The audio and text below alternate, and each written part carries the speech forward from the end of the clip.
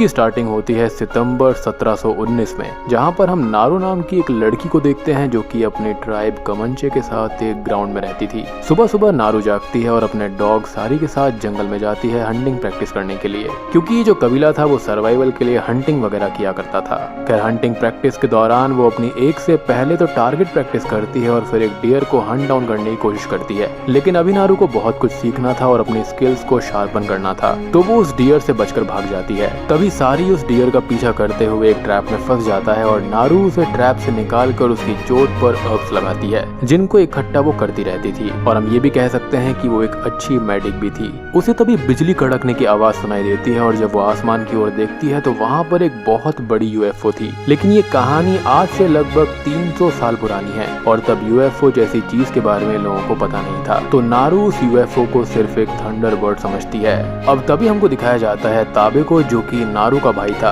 और वो एक अच्छा हंटर होता है, जो कि एक ही अटैक में एक उड़ती हुई ईगल को मार गिराता है और ये चीज उसकी स्किल्स को दर्शाती है। अब वो दोनों बात करते हैं जहाँ पर ताबे उसको अपने कतामिया के बारे में बताता है। कतामिया मतलब होता है बिग हंट। असल में ताबे के फादर उसको हंट के लिए लेकर जाया करते थे, जहाँ से उसने सब कुछ सीखा था और उसे अपना बिग हंट मिला, मतलब कि कतामिया मिला। नारू बोलती है कि उसने आसमान में एक साइन देखा है और वो प्रैक्टिस भी कर रही है और वो रेडी है अपने कतामिया के लिए, जिस पर ताबे बोलता है कि नारू को पहले एक बिग हंट करना होगा और वो भी उसका जो नारू को हंट कर रहा हो, और तब जाकर वो तैयार होगी। बेसिकली उसको अपने शिकारी का शिकार करना होगा। खैर अगले सीन में नारू घर पर होती है और अपनी माँ से कुछ बात कर रही होती है और उसने अपनी माँ से ही हर्ब्स के बारे में सीखा था। अब ताबे घर पर आता है उस ईगल को लेकर जिसे उसने हंट किया था और नारू खुद के बारे में सोचने लगती है। असल में नारू लोगों को साबित करना चाहती थी कि डिस्पाइट हर जेंडर वो कुछ भी कर सकती है और वो एक वॉरियर भी बनकर दिखा सकती है और वैसा वो सम्मान पाना चाहती थी। खैर तभी हम दूर कहीं पर देखते हैं एक एलियन शिप को, और ये वही शिप है जो कि नारू ने ऊपर देखी थी, यानी कि उड़ती हुई यूएफओ, और इसमें से उतरता है अर्थ पर आने वाला पहला एलियन प्रेडेटर। इधर नारू जंगल में घूम रही होती है और कुछ हर्ब्स इकट्ठे करती है कि तभी उसे ट्राइब बेस से कुछ आवाजें आती हैं और वहां पर जाकर उसको पता चलता है कि एक शेर ने एक लड़के को उठा लिया है। हम देखते हैं ताबे को, जो कि कुछ लड़कों के साथ उस लड़के और लैन को ढूंढने के लिए जा रहा था, और नारू भी वहां पर आ जाती है हेल्प करने के लिए और सभी लड़के उसे वहां से जाने के लिए बोलते हैं, लेकिन ताबे उनसे बोलता है कि नारू उनके साथ चल सकती है उनकी हेल्प करने के लिए, और वो उनको कहता है कि वो एक अच्छी मेडिक है जो कि उनकी हेल्प कर सकती है अगर वो लड़का जिंदा बचा होगा तो, और वो लोग आगे जाने लगते हैं। दूसरी ओर हम एक स्नेक को एक रैट को पकड़ते हुए देखते हैं, लेकिन तभी वहाँ पर इनविजिबल होकर प्रेडेटर खड़ा हुआ था, जो कि उसका सिग्नेचर मूव है, और वो स्नेक उसे सेंस करके अलर्ट हो जाता है और उस पर अटैक कर देता है, लेकिन प्रेडेटर उसको ही मारकर उसकी स्किन को चीर देता है और उसे 2 टुकड़ों में फाड़ देता है। अब इन सब चीजों से हमको ये पता चलता है कि वो इस अर्थ पर हंटिंग करने के लिए आया है और खुद को साबित करने आया है कि वो सुपीरियर है। खैर नारू, ताबे और बाकी लोग उस लड़के को ढूंढते हुए आगे बढ़ ही रहे थे और वो लड़का जख्मी हालत में उनको मिल भी जाता है, और शेर ने उसको खाली घायल किया था लेकिन मारा नहीं था, जो कि काफी अजीब था क्योंकि शेर अपना शिकार ऐसे नहीं छोड़कर जाता। अब नारू उस लड़के को कुछ हर्ब्स देती है और उसके घाव पर भी मरहम पट्टी करने लगती है, और फिर वो उस लड़के को एक खास हर्ब यानी कि एक येलो फ्लावर देती है, जिससे उस लड़के की बॉडी का जो टेम्परेचर होता है वो गिरने लगता है, जिससे कि वो जल्दी ब्लीड नहीं करेगा और आसानी से बच जाएगा। सब लोग उस लड़के को वापस ले जाने लगते हैं और ताबे उस लायन को हंट करने के लिए जंगल के अंदर जाने लगता है, जिस पर नारू बोलती है कि वो भी उसके साथ जाएगी क्योंकि यहाँ पर सिर्फ शेर नहीं है बल्कि कुछ और भी है जिसने उस शेर को डराया होगा, और वो अपना शिकार यानी उस लड़के को ऐसे ही छोड़कर वहाँ से नहीं भागा था। नारू बाकी लोगों के साथ वापस जा रही थी कि तभी रास्ते में उसे वो मरा हुआ स्नेक मिलता है जिसे उस प्रेडेटर ने मारा था, और नारू उसके बड़े बड़े फुटप्रिंट्स को सबको दिखाती है, जिस पर वो लोग बोलते हैं कि ये कोई भालू होगा, और नारू कहती है कि उसको ऐसा नहीं लगता और उसे ताबे के पास जाना होगा उसको वार्न करने के लिए, और वो वहाँ से चली जाती है और एक लड़का उसके साथ में जाता है। नारू और वो लड़का ताबे के पास पहुँच जाते हैं और नारू उसको बताती है कि उसे जंगल में कुछ ट्रेसेस मिले हैं, जिस पर ताबे ये बोलता है कि वो भालू होगा, लेकिन नारू ऐसा नहीं मानती थी। उसे ऐसा लग रहा था कि यहाँ पर कुछ और भी ज्यादा खतरनाक है। ताबे आगे बोलता है कि अभी वो लोग शेर के इलाके में हैं तो उनको उस पर ध्यान देना होगा और खुद को सेफ रखते हुए उस शेर को मारना होगा। अब वो लोग पास में ही लेटकर शेर का वेट करने लगते हैं, लेकिन नारू सजेस्ट करती है कि उनको शेर के लिए किसी बेट को रखकर उसका इंतजार करना चाहिए, जिससे हम एक चीज समझ सकते हैं कि नारू यहाँ पर स्ट्रेटेजी में काफी माहिर है, और उसका ये कहना था कि जब शेर आएगा तब वो लोग उसका शिकार कर पाएंगे, और इस पर ताबे भी अग्री करता है। अब ताबे शेर वाले रास्ते में जाकर थोड़ी दूर तक जाकर बेट रखने लगता है और नारू दूसरे लड़के के साथ पेड़ पर चढ़कर उसका वेट करने लगती है, और अब शेर आकर उस लड़के लड़के को मार देता है और नारू पर भी अटैक करने लगता है। अब नारू इससे थोड़ी सी डर जाती है, लेकिन वो हिम्मत रखते हुए उस शेर का सामना करती है। लेकिन तभी कहीं दूर उसको वो यूएफओ दिखाई देता है, जिससे नारू का ध्यान उस पर चला जाता है और शेर उस पर अटैक कर देता है, जिससे वो नीचे गिरकर बेहोश हो जाती है। जब नारू को होश आता है तो वो घर पर थी और उसकी माँ उसके पास बैठी हुई थी। वो बताती है कि ताबे नारू को यहाँ पर छोड़कर उस शेर को हंट करने वापस अकेले गया है और नारू बोलती है कि वहाँ पर शेर के अलावा भी कुछ है और उसे ताबे की मदद करनी होगी उसके पास जाकर। अब उसकी माँ उससे ये बोलती है कि नारू की दवाई की वजह से वो इंजर्ड लड़का बच गया है और वो नारू को बोलती है कि उसको ये लगता है कि कतामिया का रीजन हंट करना है, लेकिन इसका रियल रीजन है सर्वाइवल।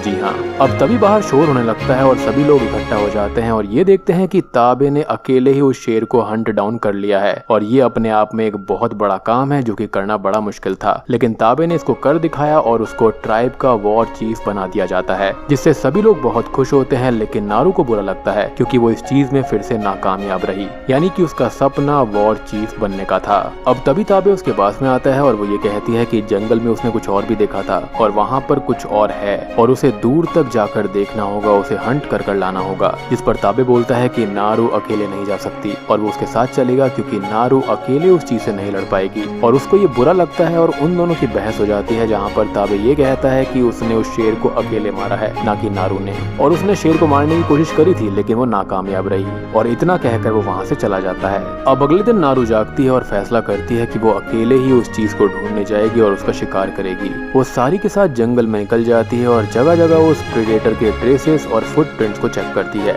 दूसरी ओर हम प्रेडेटर को देखते हैं जो कि एक वुल्फ का शिकार करता है और उसका सर काट कर ले जाता है और अगले ही सीन में वो उस वुल्फ के सर की स्किन किसी गैस से पिघलाकर उसके स्कल को अपने पास रख लेता है, जो कि उसने ट्रॉफी के तौर पर रखा था, यानी कि ये दिखाने के लिए कि वो सुपीरियर है और वो अपनी रेस के पास में इसको लेकर जाएगा, ये दिखाने के लिए कि वहाँ पर उसका कोई शिकार नहीं कर पाया बल्कि उसने खौफनाक चीजों का शिकार किया है। बेसिकली ये एक सबूत था या फिर आप इसको एक रिवॉर्ड कह सकते हो। वो कहते हैं ना कि हेड एज अ ट्रॉफी। जिसके बाद में हम नारू को देखते हैं जो कि अपने टारगेट प्रैक्टिस कर रही होती है और अपने एग्स पर एक रोप बांधकर उसे थोड़ा सा अपग्रेड कर लेती है। वो रैबिट का शिकार करती है और रात को जंगल में ही सोती है। अगले दिन वो सारी के साथ आगे बढ़ती है तो उसे ढेर सारी बफेलोज की डेड बॉडीज मिलती है जिनकी स्किन को उतार दिया गया था और बफेलोज एक शांत एनिमल होती हैं, तो नारू को उनके लिए दुख होता है और वो उनके लिए प्रेयर करती है और उनके पास उसे एक सिगार जैसी चीज पड़ी हुई मिलती है जो कि नारू को नहीं पता था कि क्या होता है। अब वो आगे जाती है और एक मड फील्ड को पार करते हुए उसके अंदर फंस जाती है और उसके अंदर धंसने लगती है, यानी कि दलदल के अंदर। लेकिन वो अपनी कुल्हाड़ी को एक जगह फेंकती है और वहाँ पर अटका देती है और रस्सी की मदद से बाहर निकल आती है और यही अपग्रेड उसने किया था जो कि काफी बढ़िया था।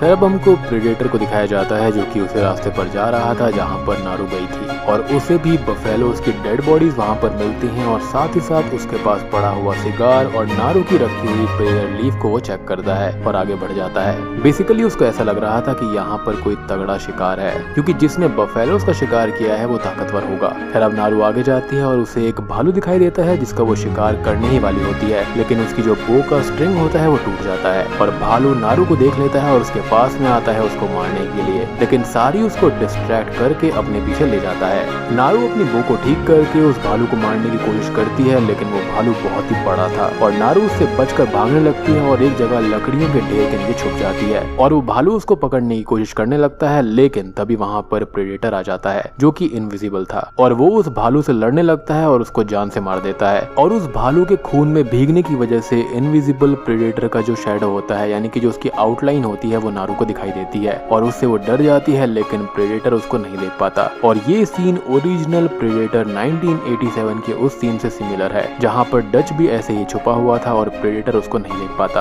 अब नारू वहाँ से भाग जाती है और प्रेडेटर उसको स्कैन करने लगता है, लेकिन वो पानी के सहारे यानी कि नदी के सहारे काफी दूर निकल जाती है। अब वो जंगल में आगे बढ़ी रही होती है कि तभी उसे ट्राइब के कुछ लड़के मिलते हैं जो कि ताबे के साथ नारू को ढूंढने आए हुए थे और ताबे दूसरी जगह नारू को ढूंढने चला गया था, यानी कि वो सेपरेट हो गए थे। यानी कि इनिशियली ये साथ साथ आए थे लेकिन नारू को ढूंढने के लिए अलग अलग हो गए थे। नारू उन लोगों को प्रेडेटर के बारे में बताती है कि उसने अभी कोई मॉन्स्टर देखा है जो कि बिल्कुल डिफरेंट है, लेकिन वो लड़के उसकी बात पर यकीन नहीं करते। वो आगे बोलते हैं कि उसे ताबे के पास जाना होगा उसकी मदद करने के लिए, लेकिन वो लड़के लड़के उसको जाने से रोकते हैं और एक लड़के से उसकी लड़ाई भी होने लगती है, क्योंकि ये लड़का ताबे से चिढ़ता भी था, इसलिए वो उससे बढ़ चढ़कर लड़ाई करता है। अब वो लोग नारू को बांध लेते हैं और थोड़ी देर रेस्ट करने के बाद में यहाँ से जाने का डिसाइड करते हैं। अब वो लोग रेस्ट कर ही रहे थे और वो लड़का नारू की एक और उसका बैग ले लेता है और तभी उनको कुछ आवाज आती है जिससे वो लोग अलर्ट हो जाते हैं। तभी वहाँ पर एक छोटा सा एनिमल था। वो लड़का उस एनिमल को उठाने आगे जाता है और वो उसे उठाकर खड़ा होता ही है कि तभी प्रेडेटर की क्लासिक लेजर लाइट्स उस पर पड़ती हैं और एरोज आकर उस लड़के को लगते हैं, जिससे उसकी वही मौत हो जाती है। और ये स्ट्रेटजी बिल्कुल नारू वाली थी कि यहाँ पर बेट की तरह किसी को इस्तेमाल करो, और प्रेडेटर ने बिल्कुल वैसा ही किया। अब बाकी के दो लड़के जो होते हैं वो उस प्रेडेटर से लड़ने लगते हैं, लेकिन वो उन दोनों को भी जान से मार देता है। नारू उस लड़के की डेड बॉडी से अपनी एक्स और बैग को लेकर भाग जाती है और वो प्रेडेटर उसके पीछे आता है। आगे जाने पर नारू को एक लड़का मिलता है जो कि उस प्रेडेटर से बचकर छुपा हुआ था, लेकिन प्रेडेटर ने उन दोनों को ही अपने थर्मल स्कैनर से पहले ही स्कैन कर लिया था कि वो लोग कहाँ पर हैं, और उनके पास वो आने लगता है। और ये जो इसके पास में टेक है वो काफी इनिशियल वाली है, तो यहाँ पर काफी सारे एडवांसमेंट्स नहीं होंगे। आई मीन ऑब्वियसली ट्राइब्स के लिए बहुत ज्यादा एडवांस है, लेकिन जो रिसेंटली प्रेडेटर्स आई थी यानी कि प्रेडेटर मूवीज, उसके अंदर ये काफी ज्यादा एडवांस नहीं है। अब वो लोग वहाँ से भागते हैं और प्रेडेटर उनका पीछा करने लगता है और उस लड़के को पकड़कर जान से मार देता है। नारू खुद को बचाते हुए आगे बढ़ी रही थी कि उसका पैर जंगल के लगे हुए एक बियर ट्रैप में फंस जाता है, जिससे उसके पैर में चोट लग जाती है और प्रेडेटर उसके पास में आता है, लेकिन शॉकिंगली वो उसको नहीं मारता और वहाँ से चला जाता है। अब नारू के पास फ्रेंचमैन आते हैं और वो उसे पकड़कर अपने बेस पर ले जाते हैं। उन सबके लीडर को देखकर नारू समझ जाती है कि इसी ने उन बफेलोज को मारा है, क्योंकि जो सिगार उनके पास में पड़ी हुई थी वही सिगार ये लीडर स्मोक कर रहा था। अब एक आदमी रफेल जो कि बहुत सी लैंग्वेजेस में बात कर सकता था, वो नारू से प्रेडेटर के बारे में पूछने लगता है। ऐसा इसलिए क्योंकि इन लोगों को भी उसके ट्रेसेस मिले थे। उनका लीडर तभी ताबे को वहाँ से बाहर निकालता है, जिसे उन दोनों ने पहले ही पकड़ लिया था, और उसकी चेस्ट पर वो एक बड़ा सा कट लगाकर उसको टॉर्चर करता है। अगले सीन में वो एक ग्रुप में ताबे और नारू को एज अ बेट बांध देते हैं और बाकी के फ्रेंचमैन पास में ही छुप कर बैठ जाते हैं, ताकि जब प्रेडेटर आएगा तो वो लोग उसको जान से मार देंगे। लेकिन प्रेडेटर उनसे 4 कदम आगे था, वो आकर उन लोगों को ही जान से मार देता है। अब वो ग्राउंड में आता है और ताबे उसे देखकर बोलता है कि वो इन दोनों को भी मार देगा, लेकिन नारू ये बोलती है कि वो उनको नहीं मारेगा और वो ऐसे शिकार नहीं करता, वो सिर्फ थ्रेट को ही हंट करता है, यानी कि जो उससे शक्तिशाली हो या फिर उसको थ्रेट पहुंचा सकता हो। ताबे बोलता है कि उस दिन शेर को ताबे इसलिए मार पाया था क्योंकि नारू ने उसको घायल कर दिया था और वो कमजोर हो गया था, यानी कि वो अपनी बहन की तारीफ कर रहा था। वो आगे ये भी बोलता है कि नारू हमेशा वो देख पाती है जो वो मिस कर देता है और उन दोनों को इस प्रेडेटर को मारना होगा, और नारू बोलती है कि उसे नहीं लगता कि ये मर सकता है। इस पर ताबे ये बोलता है कि अगर ये ब्लीड करता है तो हम इसको मार सकते हैं, और ये कॉल बैक है ओरिजिनल प्रेडेटर 1987 का, जहाँ पर आर्नोल्ड श्वार्ज़नेगर ने भी ये फेमस लाइन बोली थी। और अगर आप ये चाहते हैं कि मैं पहली प्रेडेटर मूवीज को भी कवर करूं तो कमेंट सेक्शन में जरूर बता देना। अब ग्राउंड पर और भी लोग छुपे हुए थे और वो प्रेडेटर को मारने की कोशिश करने लगते हैं, लेकिन एज वी ऑल नो कि प्रेडेटर को आसानी से नहीं मारा जा सकता और वो एक एक करके उन लोगों को जान से मारने लगता है। और हम उसके गैजेट्स की एक झलक को देख पाते हैं, जिसके अंदर ब्लेड शील्ड होती है, एक चॉपर होता है जो कि किसी भी आदमी को चॉप कर देता है, डिस्क बॉम्ब्स होते हैं और उसका सिग्नेचर हैंड पैड तो है ही, जो कि उसकी टेक्नोलॉजी को कंट्रोल, मॉडिफाई और कमांड देने का काम करता है। नारू थोड़ा दिमाग लगाकर खुद को और ताबे को फ्री कर लेती है और दोनों वहाँ से भाग जाते हैं। ताबे हॉर्सेस को लेने चला जाता है और नारू इन फ्रेंचमैन के बेस से सारी को लेने जाती है। अब यहाँ पर आकर बचे हुए फ्रेंचमैन उस पर अटैक करते हैं, लेकिन वो उनसे लड़ती है और एक एक करके उनको मार डालती है, क्योंकि भैया वो हंटिंग ट्राइब से थी। और अब तभी घायल रफेल वहाँ पर आता है, जिसका एक पैर कटा हुआ था, और वो नारू से हेल्प मांगता है। नारू हेल्प के बदले उसकी गन मांगती है और वो अपनी गन उसको दे देता है और चलाने का तरीका भी बताता है। नारू को गन के बारे में कुछ नहीं पता था।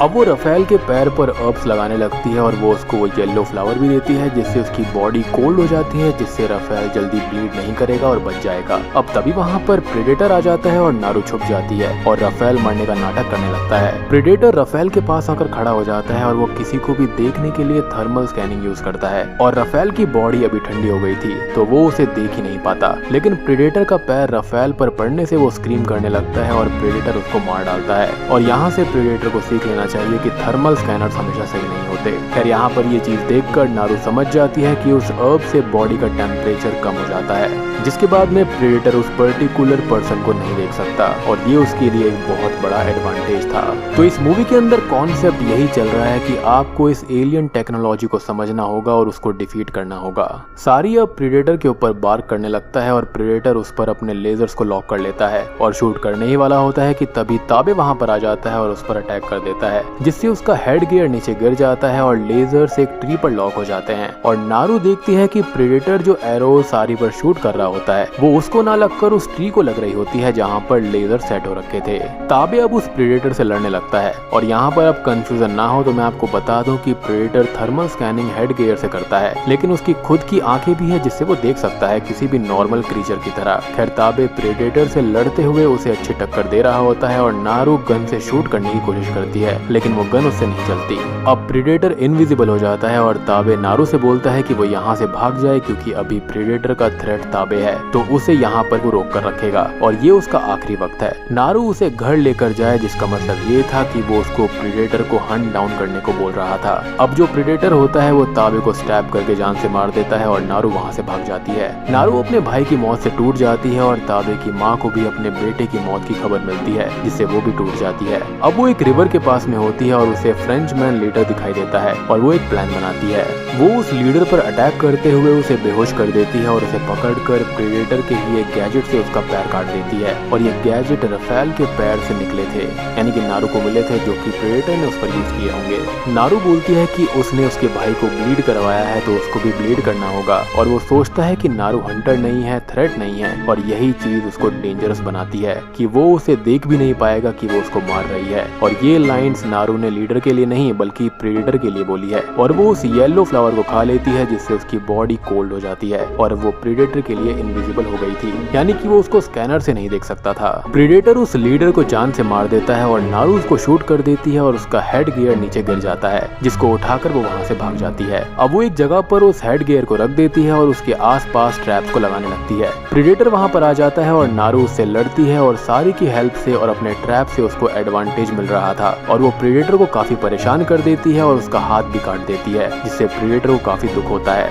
अब प्रेडेटर उसको अपनी ब्लेड शील्ड से मारने ही वाला होता है कि तभी उसके टीथ को उखाड़ कर वो उसके अंदर स्टैब कर देती है और अब वो सारी की हेल्प से उसको घायल कर देती है और उसे एक रोप से खींचती है और उस मड में यानी कि कीचड़ में गिरा देती है, यानी कि दलदल के अंदर। अब प्रेडेटर जो होता है वो दलदल के अंदर धंसता तो है लेकिन वो आसानी से बाहर आ जाता है और अब वो अपने सामने बैठी हुई नारू के सामने एरो शूट करने लगता है ताकि वो उसको मार दे और वो अपना हाथ आगे बढ़ाता है, लेकिन here comes the master plan, जहाँ पर नारू ने उस मड के साइड में ही उस प्रेडेटर के हेड गियर को रखा हुआ था और वो जो उसकी लेजर होती है ना वो प्रेडेटर के ऊपर ही पॉइंट हो जाती है और जैसे ही प्रेडेटर नारू पर एरो शूट करता है वो एरोज घूमकर सीधा प्रेडेटर को ही जाकर उसके सर में लग जाती हैं। अब अगली सुबह नारू अपने ट्राइब के पास में जाती है और उसके हाथ में प्रेडेटर का कटा हुआ सर था और ये देखकर उसकी माँ बहुत खुश होती है और अब नारू को नया वॉर चीफ बना दिया जाता है, यानी कि उसका सपना पूरा हो गया था, लेकिन इसमें उसके भाई की और कुछ कबीले वालों की जान चली गई थी। अब यहाँ पर उसको वॉर चीफ इसलिए बनाया गया था क्योंकि उसने वो कर दिखाया जो कि कोई और नहीं कर सकता था और नारू बोलती है कि उनको यहाँ से हटकर सेफ ग्राउंड पर रहना चाहिए। अब वो ट्राइब के लीडर को वो गन देती है जो कि उसको रफेल से मिली थी और ये गन वही सेम गन है जो कि प्रेडेटर 2 के अंदर डैनी ग्लोवर के कैरेक्टर लेफ्टिनेंट माइक हैरिगन को प्रेडेटर देता है एज अ गिफ्ट। और ये जो चीजें होती है ना ये सिंबोलिज्म होता है कि आपने अपने से बड़े किसी का शिकार किया है